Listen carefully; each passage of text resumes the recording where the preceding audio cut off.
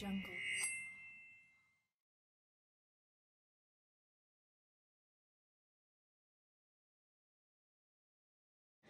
Assalamualaikum warahmatullahi wabarakatuh. Selamat siang, salam sejahtera untuk kita semua. Alhamdulillah hari ini saya berkesempatan untuk berbagi informasi, sharing pada adik-adik semua dalam kaitannya tentang gizi, ya. Gitu. Tapi yang pertama saya ucapkan terima kasih kepada SMA Jatilawang yang sudah memberikan kesempatan kepada saya, ya, untuk berbagi informasi ini, ya. Tidak lupa juga yang saya hormati Kepala Sekolah SMA Negeri Jatilawang, para guru dan staf SMA Negeri Jatilawang. Nah, kaitannya dengan COVID yang semakin hari semakin melonjak kasusnya, ini perlu menjadi catatan penting bagi kita, baik kami yang merupakan tenaga kesehatan ataupun adik-adik, ya, semua yang terdampak oleh pandemi ini, ya. Salah satunya adalah sistem pembelajaran yang sekarang sudah daring, itu belum bisa tatap muka. Tuh. Nah, untuk pandemi ini kan menyebabkan perubahan banyak di kehidupan sehari-hari, ya. Dari yang adik-adik awalnya sekolah, lalu sekarang jadi daring di rumah, gitu ya. Dan terkait dengan masalah gizi, masalah kesehatan, dari dulu itu sebetulnya kan gizi penting, ya. Itu tapi pada masa pandemi ini gizi ini lagi on top lagi viral lagi. Kenapa? Karena imunitas yang bagus itu ditopang oleh gizi yang bagus juga, gitu. Jadi ketika imunitas kita bagus karena dari asupan kita yang sudah bagus, itu akan menurunkan resiko kita untuk terkena penyakit infeksi, salah satunya penyakit yang sedang tren, ya, sekarang, ya, gitu. Nah, diagnosa COVID itu sendiri dari mana sih, ya? Adik-adik pasti sudah sering mendengar adanya tes, ya. Ada, kalau yang dulu itu awal RDT atau rapid antibody, ya. Jadi salah satu tracing itu yang pertama adalah rapid antibody. Kalau untuk rapid antibody itu dulu sampel yang diambil adalah darah, ya. Jadi efektivitasnya pun tidak sebagus yang sekarang, gitu ya, yang antigen ataupun PCR, gitu. Jadi kalau misalnya antibody, keakuratannya itu paling hanya sekitar 30%. Jadi bisa saja orang tersebut sedang flu, batuk biasa atau terkena infeksi biasa, ketika di tracing menggunakan rapid antibody, diambil darahnya, itu bisa saja reaktif, tapi nanti setelah di PCR itu jadi negatif. Itu bisa. Karena efektivitas atau keakuratannya itu masih sekitar 30%. Nah, tracing yang sekarang lagi ngetren untuk perjalanan, untuk syarat beberapa hal, gitu ya, ada rapid antigen, gitu ya. Harganya memang lebih tinggi daripada yang antibody. Tapi keakuratannya pun itu juga lebih tinggi juga, sekitar 70-80%, gitu. Jadi ini untuk tracing awal, diagnosa awal untuk COVID itu bisa melalui rapid antigen, gitu. Sampel yang diambil apa? Yaitu sampel dari mukosa oral dan nasal, artinya hidung dan tenggorokan, ya. Nah, kenapa kok tracing itu melalui oral dan nasal? Kenapa diambil di situ, ya? Bukan darah lagi seperti yang dulu. Karena apa? Karena virus corona ini membutuhkan sel inang. Ini saya baca, ya, dari Persatuan atau Ikatan Dokter Indonesia, ya. Jadi karena COVID membutuhkan sel inang untuk memperbanyak diri. Nah, setelah COVID itu menemukan sel inangnya, dia akan menempel. Nah, setelah masuk virusnya diperantarai oleh protein S yang ada di permukaan virus, dan protein S itu berikatan dengan reseptor di sel host atau sel kita, sel tubuh kita, yaitu enzim AC2, ya. Nah, enzim AC2 ini terdapat di mukosa oral dan nasal, ya. Jadi kenapa kok sampel untuk diagnosa awal COVID ini diambil dari mukosa oral dan nasal?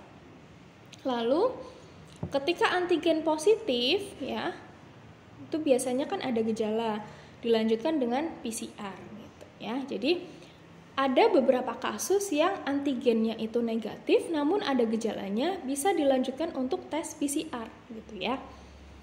Jadi tidak selalu antigen negatif itu sudah langsung berhenti ya. Jika adik-adik ya mungkin merasa atau saudara keluarga yang mengalami gejala seperti COVID ya, batuk, flu, demam, menggigil, bahkan sampai diare ya, atau perburukan, itu antigen dulu. Ketika misalnya antigennya negatif tapi ada gejala, lanjutkan PCR. Nah, terus juga baru-baru ini ya, atau mungkin saya juga sering mendengar bahwa adik-adik atau masyarakat sekitar pada takut nih datang ke puskesmas gitu ya, karena apa? Enggak nanti saya batuk biasa dikiranya COVID gitu ya.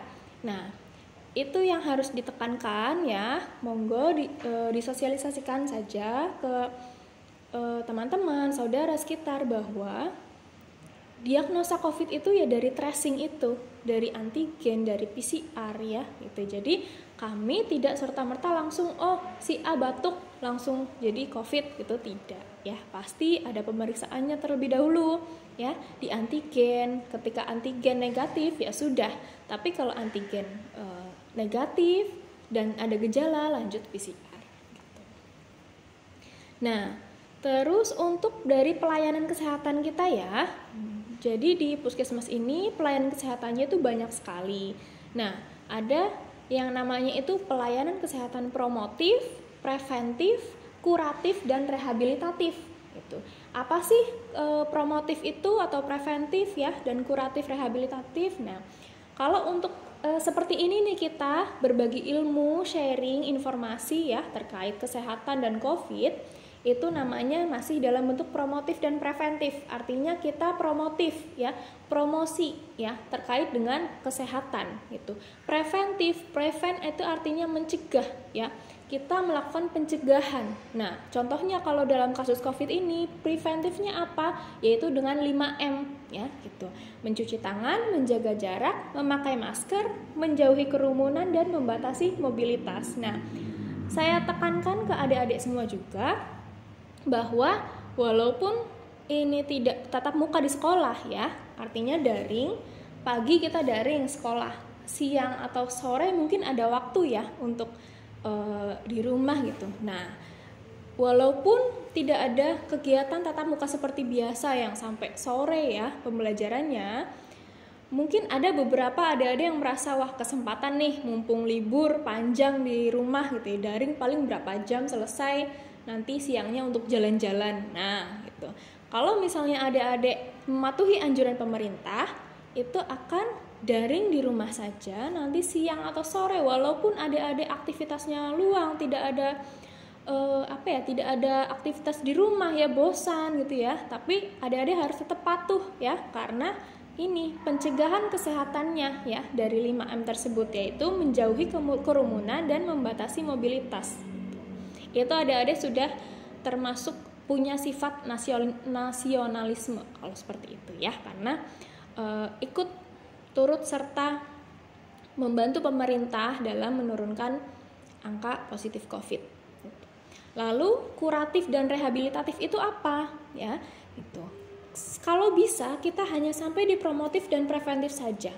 Kuratif dan rehabilitatif tidak usah ya. Kenapa? Karena kuratif itu pengobatan ya, nutritional therapy. Kalau kita sudah melalui promotif, preventif, artinya kita sudah berbagi ilmu tentang kesehatan, kita sudah 5M. Nah, tapi kita itu masih positif ya, terkena virus itu. Nah, kita kan masuk dalam tahap kuratif nih. Artinya kita dikasih obat, dikasih terapi dari dokter ya, dari ahli gizi, dari teman-teman nakes lainnya. Nah, itu kita masuk kuratif. Nanti setelah kuratif, setelah minum obat dan segala macam, tinggal yang fase rehabilitatif ya, penyembuhan gitu. Jadi harapannya kita tidak sampai di tahap kuratif ya itu. Nah, untuk adik-adik juga ya, usia SMA itu kan mulai usia berapa ya? 14, 15 ya. 14, 15, 16, 17 lah ya, usia remaja. Nah, adik-adik juga bisa tuh ikut yang namanya posbindu ya. Jadi di Puskesmas kita punya kegiatan namanya Posbindu. Itu pos pelayanan terpadu juga. Kalau adik-adik tahu seperti Posyandu Balita. Nah, itu Posyandu Balita kan tentang penimbangan pengukuran ya. Tapi kan itu balita. Nah, Posbindu sasaran kita adalah usia produktif antara 15 sampai 59 tahun. Pengukuran apa saja di situ di Posbindu? Itu ada dari berat badan, tinggi badan, lingkar perut ya. Lalu ada gula darah, kolesterol, asam urat. Jadi adik-adik yang mungkin usianya sudah 15 tahun ke atas bisa loh langsung masuk ikut Posbindu ya. Dengan cara apa? Adik-adik bisa tanya desanya mana ya gitu. Kebanyakan kan mungkin dari area Jatilawang. Ada 11 desa dari Gunung Wetan sampai ke Gentawangi. Itu ada 11 desa. Setiap desa sudah ada Posbindu masing-masing ya. Adik-adik coba cari Posbindu terdekat yang ada di sekitar rumah adik-adik semua. Nah, adik-adik bisa masuk ke situ ya, mendaftar, ikut pengukuran, penimbangan, bahkan bisa untuk cek ya. Jadi sedari dini adik-adik sudah bagus, sudah melakukan screening awal ya. Jadi dari gula darah, asam urat, kolesterol gitu. Jadi menghindari yang namanya adanya penyakit degeneratif gitu. Karena jangan salah, usia 25 banyak teman-teman saya yang mengeluh asam uratnya tinggi ya, yang mengeluh gula darahnya juga tinggi kayak gitu. Jadi jangan sampai berpikiran aku masih 15 tahun atau aku masih 17 tahun santailah makan apa aja gitu. Tetap harus dijaga ya. Nah, lalu untuk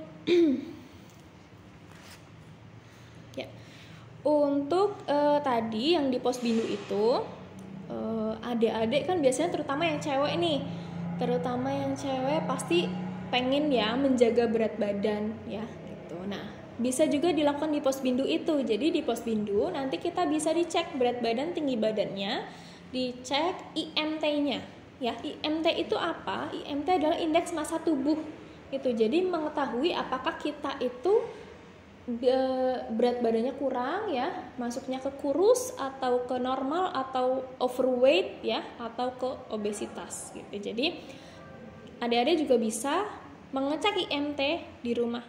Jadi adik-adik kan lagi masa remaja ya, lagi peralihan dari remaja ke dewasa gitu. Nah, kalau misalnya adik-adik pengen tahu nih, berat badan saya termasuknya kurus atau normal atau overweight ya gitu ya. Adik-adik bisa datang ke Posbindu ya, dengan diukur berat badannya, tinggi badannya, lingkar perut, nanti akan kita ketahui IMT ya gitu. Atau mungkin adik-adik punya alat timbangan sendiri di rumah ya, timbangan berat badan dan alat ukur tinggi badan sendiri, boleh adik-adik ukur. Lalu biar kita bisa tahu status gizinya kita gimana, itu ada rumusnya. Jadi IMT sama dengan berat badan dalam kilogram dibagi dengan tinggi badan dalam meter yang dikuadratkan ya. Contohnya saya berat badannya itu 45 itu. 45 dibagi dengan tinggi badan saya itu 1,5 ya, 150 cm atau kalau di meter kan 1,5 ya.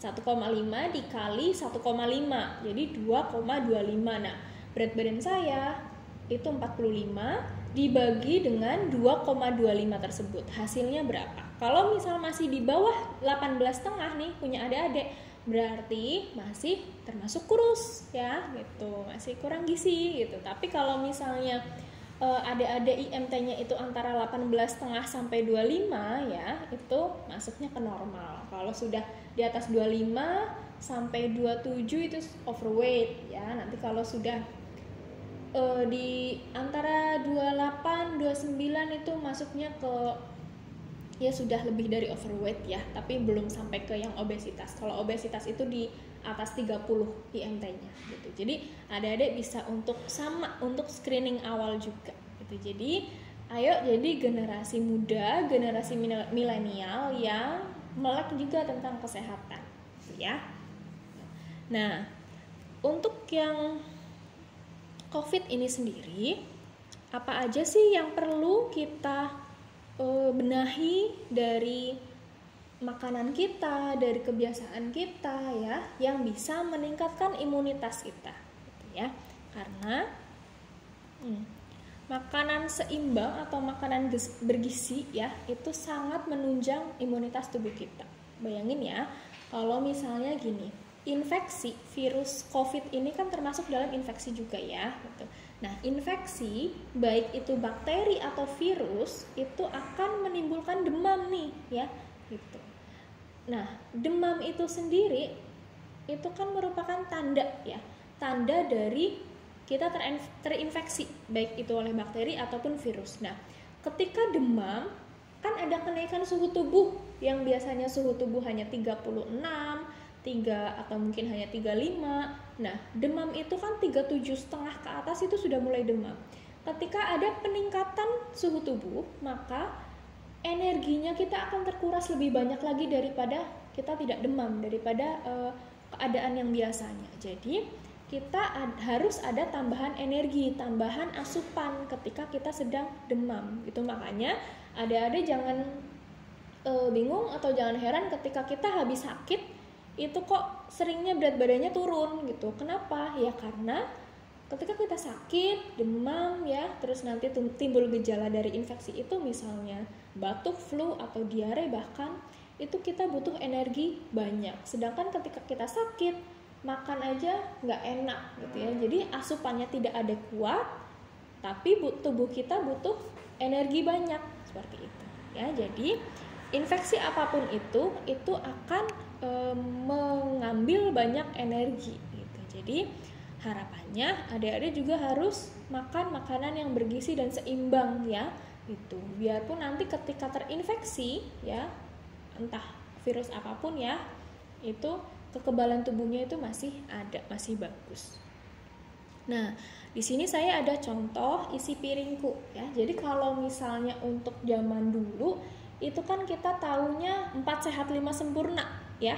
Pasti dari TK, SD pasti kita lebih ditekankan ke makanan bergizi itu 4 sehat 5 sempurna gitu ya. Nah, kalau sekarang itu sudah tidak digunakan lagi ya 4 sehat 5 sempurna.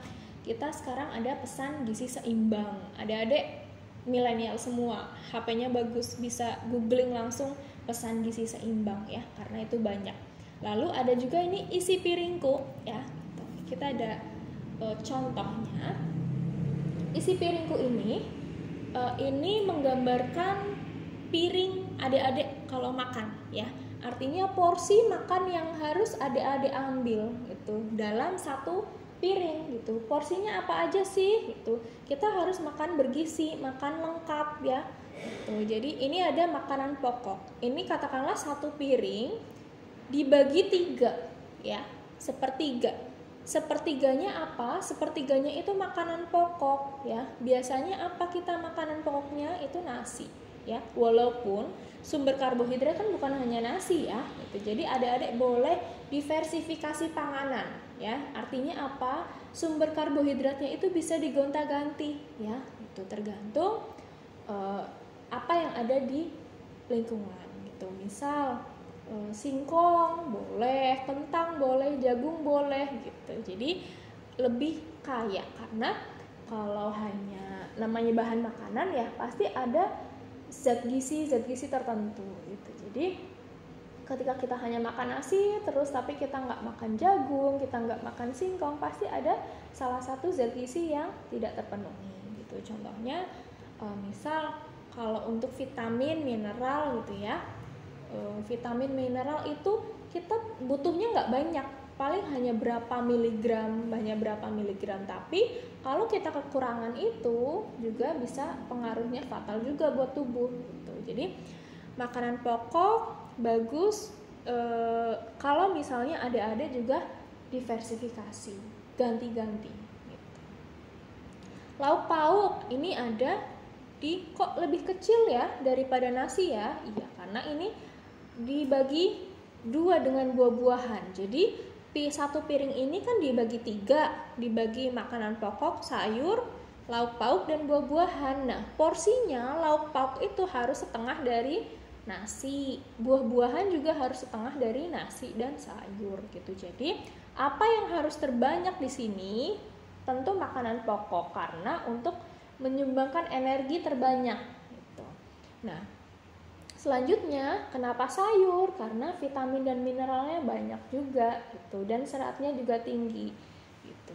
Lalu lauk pauk, ada yang hewani, ada yang nabati. Adik-adik pasti sudah pintar, sudah di luar kepala ya, karena ini pelajaran dari zaman SD.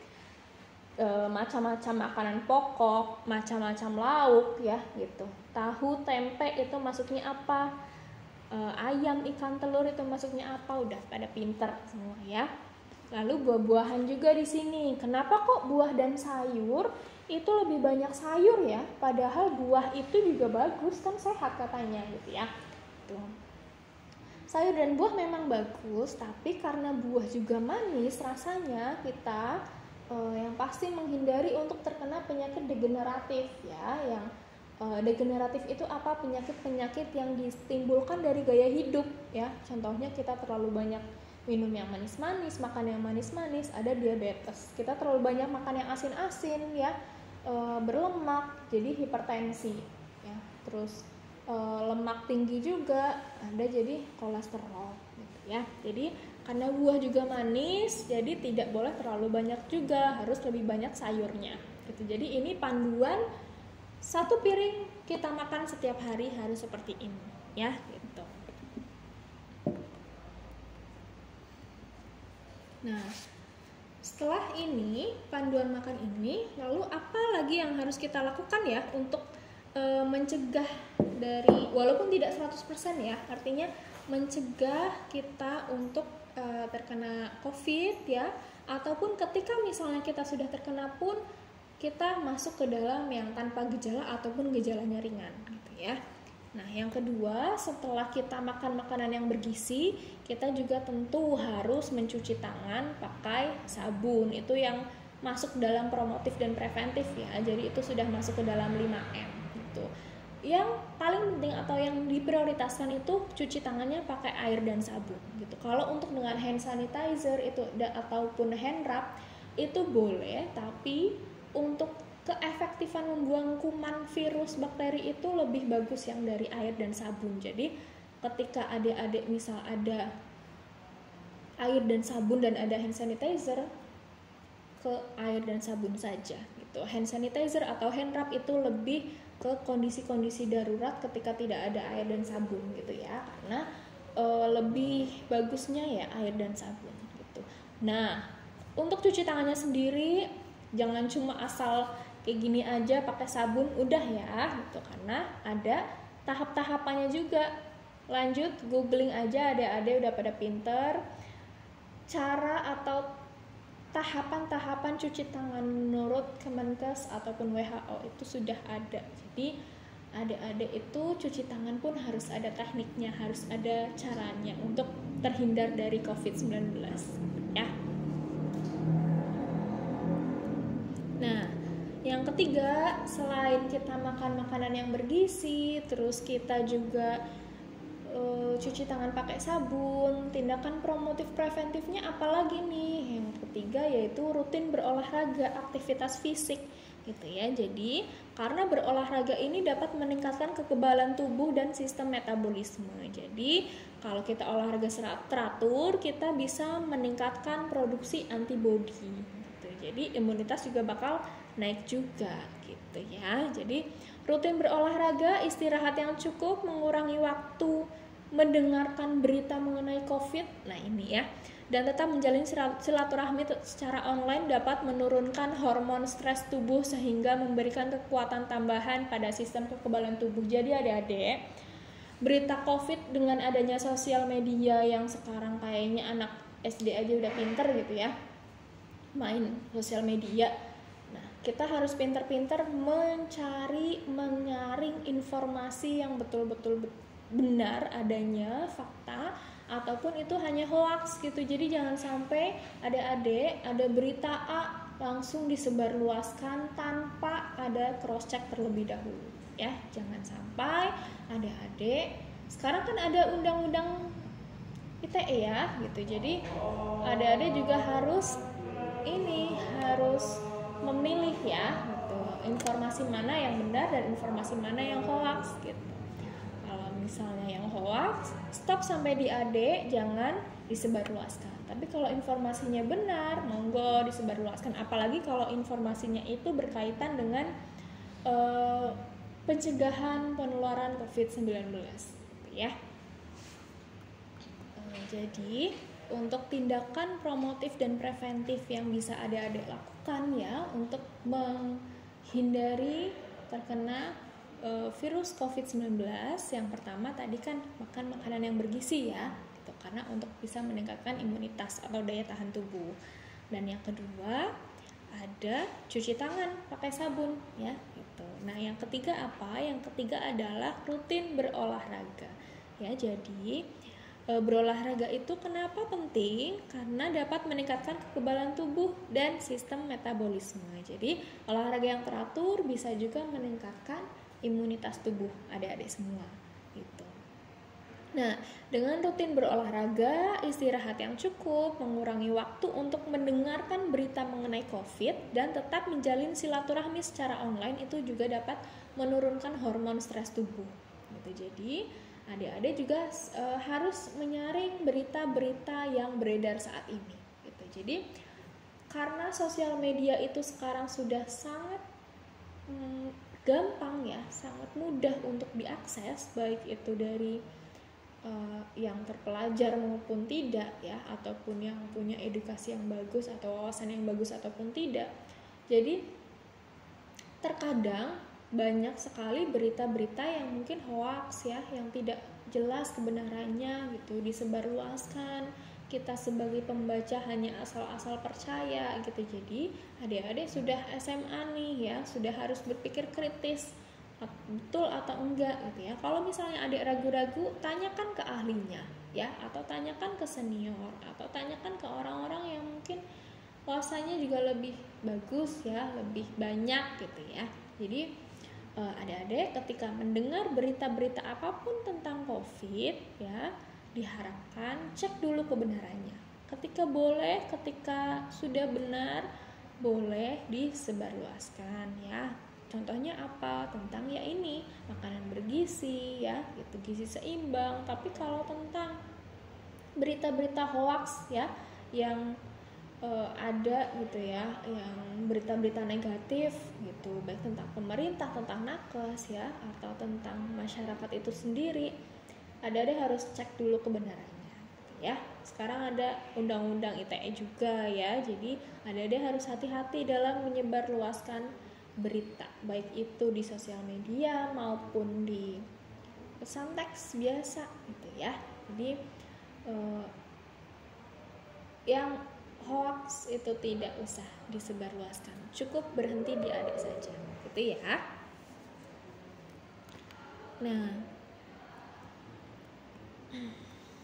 tadi berarti untuk pencegahan tertular COVID-19 adalah dengan cara makan makanan yang bergizi, cuci tangan pakai sabun, dan rutin berolahraga gitu. Nah, apa aja ya vitamin ya, atau mungkin mikronutrien gitu, zat gizi yang bagus untuk meningkatkan imunitas tubuh gitu ya. Karena perlu nggak sih kita minum suplemen vitamin ya gitu, yang kita beli di apotik atau toko obat gitu ya. Nah, saya rasa kalau untuk tadi makanan bergizi, selama adik-adik itu makan makanannya itu tepat ya, artinya apa? Jadi makanan pokok dimakan, lauk pauk juga makan dengan variasi yang beragam gitu ya, sayuran juga makan juga gitu ya, buah-buahan makan, bisa jadi juga tidak perlu. Tapi kalau misalnya untuk adik-adik mau untuk mengkonsumsi itu juga tidak masalah selama dosisnya masih wajar ya. Dosis wajar itu artinya apa gini? Kalau kan banyak sekali yang panic buying gitu ya. Panic buying yang pertama yang viral itu susu ya, susu merek X gitu ya. Nah, penting nggak sih susu itu diminum adik-adik sebagai pencegahan COVID atau malah justru penyembuhan COVID gitu ya? Nah, kita balik lagi ke berita yang benarnya gimana. Yang namanya susu itu hanya sebagai pelengkap ya.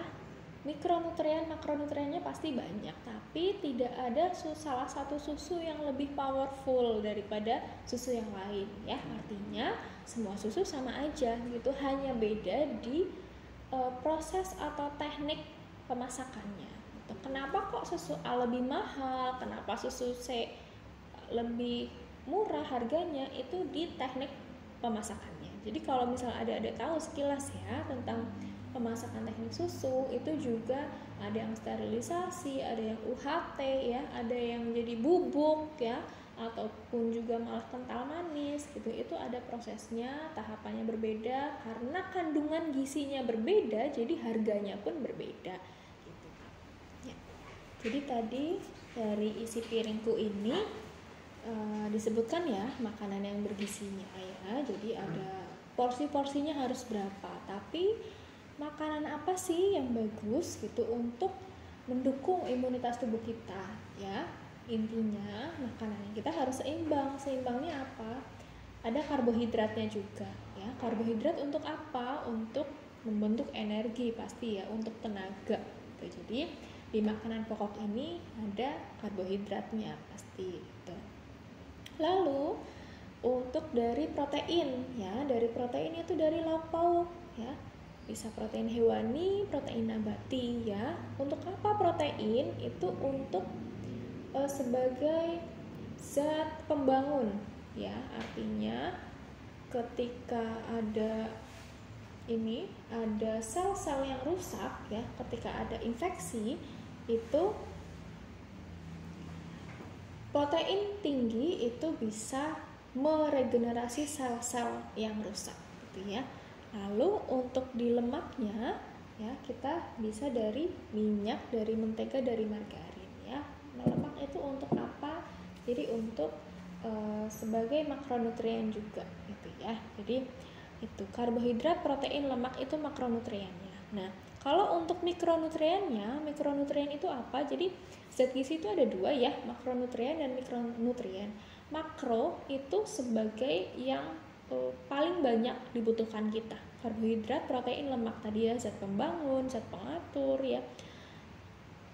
Lalu sumber tenaga itu dari karbohidrat, protein, lemak. Sedangkan kalau untuk mikronutrien ini zat-zat gizi yang kita butuhnya itu kecil, tapi ketika kita tidak ada zat gizi tersebut bisa menyebabkan kondisi yang perburukan atau fatal gitu. Apa saja mikronutrien itu? Bisa dari vitamin C, zinc, vitamin D, vitamin B ya. Ada vitamin E juga, selenium ya. Jadi itu terdapat di mana ya? Kalau untuk vitamin-vitamin jelas terdapat di sayur dan buah-buahan, walaupun ada juga beberapa yang ada di lauk pauk ataupun serealia gandum ya.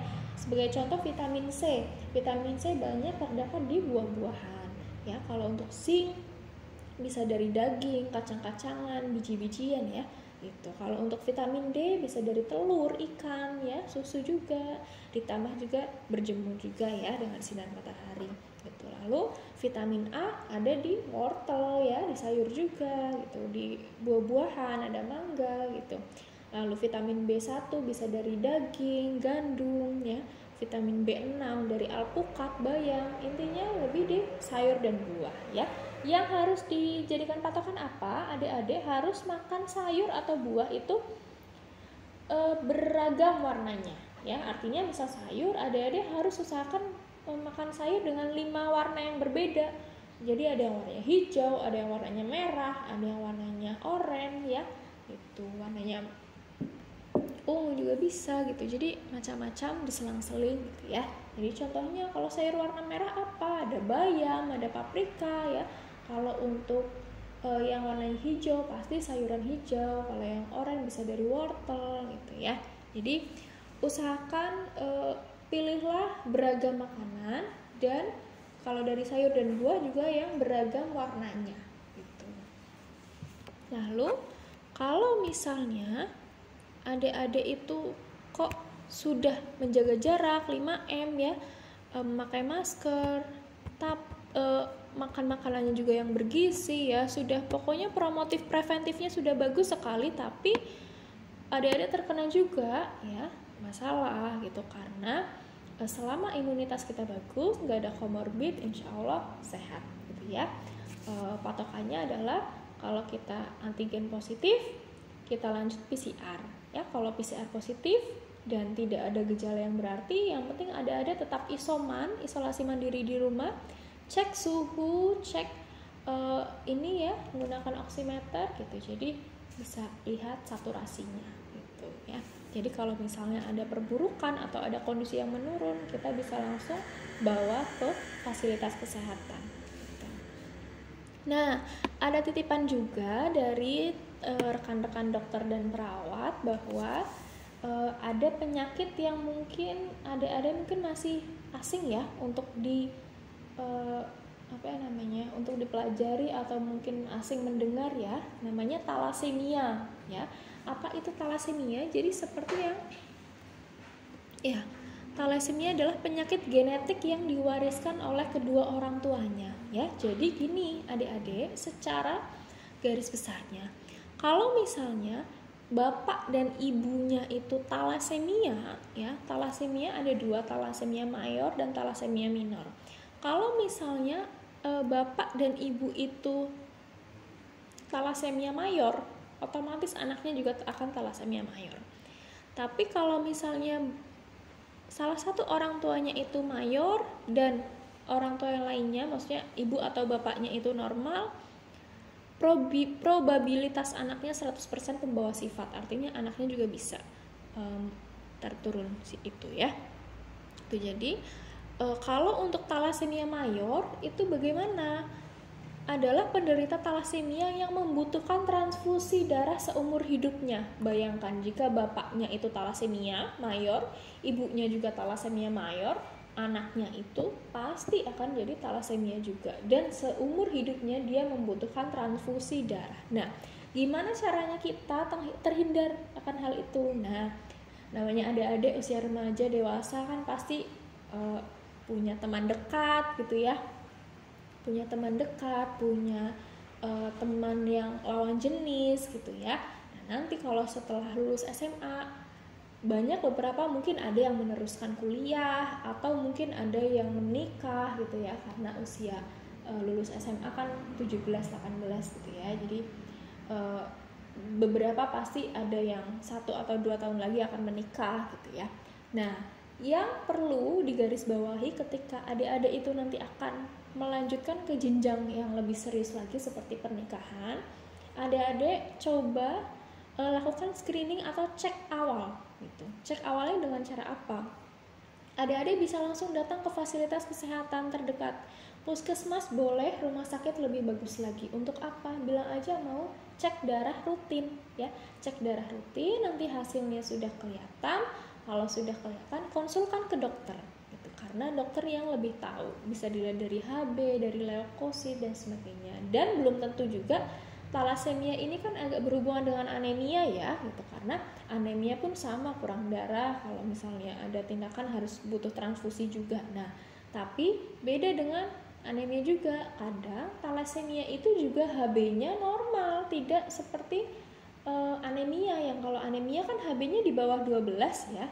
Kalau talasemia pun bisa HB-nya normal, tapi kan ada pemeriksaan penunjang lainnya gitu. Jadi adik-adik untuk screening awal talasemia boleh langsung datang ke fasilitas kesehatan terdekat ya.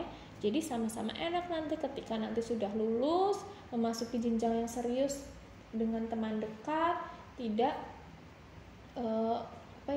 menimbulkan penyakit atau masalah baru gitu. Artinya apa?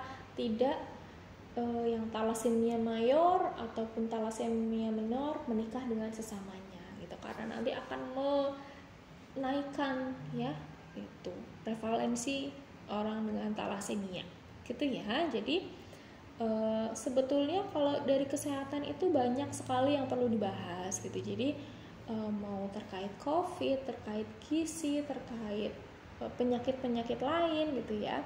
Jadi untuk pembahasan seperti ini sebenarnya hanya singkat saja ya, tidak sampai mendetail. Nah, kalau misalnya adik-adik tertarik juga dengan gizi, dengan mungkin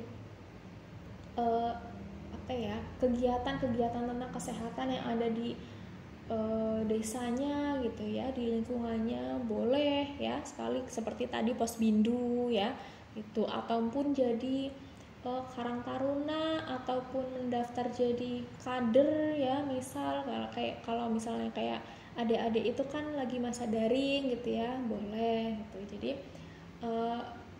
ikut serta dalam kegiatan kesehatan itu sangat diperbolehkan juga selama 5M-nya masih tetap dijaga. Dan kalau misalnya adik-adik kok ada keluhan, ingin konsultasi terkait gizi, boleh sekali juga langsung datang ke puskesmas saja gitu ya. Jadi jangan khawatir, jangan merasa kalau ke puskesmas kalau cuma ada masalah atau cuma ada keluhan, cuma ada penyakit gitu, tidak ya. Kita sangat terbuka untuk adik-adik juga konsultasi ke puskesmas gitu, karena ada kunjungan sakit, ada kunjungan sehat juga gitu ya. Kita malah senang kalau misalnya adik-adik usia 16-17 datang ke puskesmas pengen cek darah lengkap, atau mungkin pengen cek kolesterol, gula darah, asam urat. Saya acungi jempol sekali, karena berarti adik-adik sudah aware sekali gitu ya. Dan harapannya juga dengan adanya pertukaran informasi seperti ini, yang pertama bisa menambah pengetahuan ya, yang kedua menambah silaturahmi juga, jadi kenal satu sama lain, kenal nakes-nakesnya di Jatilawang juga, dan bisa adik-adik bisa berperan serta dalam pencegahan dan penanggulangan COVID-19 ya. Sekian dari saya, mohon maaf kalau ada salah-salah kata. Wassalamualaikum warahmatullahi wabarakatuh.